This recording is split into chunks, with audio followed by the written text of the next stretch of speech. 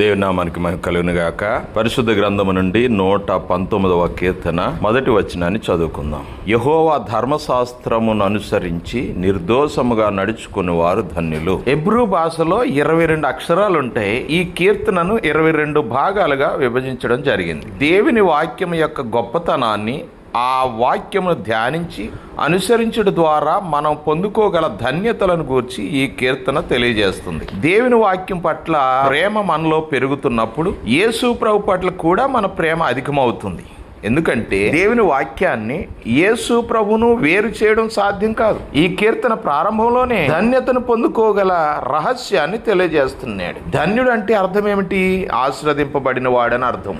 ఆశీర్వాదం అంటే పూర్వకాలంలో ఎక్కువ మంది పిల్లలు, ఎక్కువ పశు సంపద ఉంటే వాళ్లే ఆశీర్వదింపబడిన వారు. అదే ఆశీర్వాదం. మరి ఈ కాలంలో కార్లు, భవనాలు, బ్యాంక్ బ్యాలెన్స్లు ఉంటే వారు ఆశీర్వదింపబడిన వారు అంటున్నాం. ఇదేనా ఆశీర్వాదం? అయితే యాకోబుకి 11 మంది పిల్లలు ఉన్నారు.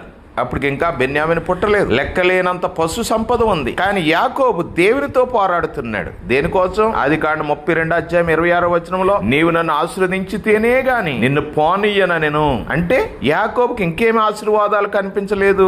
దేని బిడ్డలారా, ఆశీర్వాదాలకు కర్త అయిన దేవునిని కలిగి ఉంటే ఆశీర్వాదాలతో పని లేదు. హల్లెలూయా. క్రీస్తునందు పరలోక విషయములలో ఆత్మ సంబంధమైన ప్రతి ఆశీర్వాదము మనకు అనుగ్రహించును అని చెప్పేసి 1:3 వచనంలో పౌలు గారు తెలియజేస్తున్నారు. అసలు ఆశీర్వాదం అంటే అది ఆత్మ సంబంధమైనదే.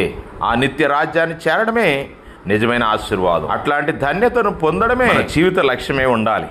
దానికోసమే పోరాడాలి. పరిశుద్ధ గ్రంథాన్ని చదవడం, ధ్యానించడం, ప్రకటించడం ద్వారా సాధ్యం కాదు. కానీ వాక్యానుసారమైన జీవితాన్ని జీవించగలిగితే అది సాధ్యమవుతుంది. అందుకే ప్రభు అన్నారు, ప్రభువా ప్రభువా నన్ను పిలుచు ప్రతి వాడును పరలోక రాజ్యంలో ప్రవేశింపడు గాని పరలోకమున నా తండ్రి చిత్త ప్రకారము చేయువాడే ప్రవేశించును అన్నారు.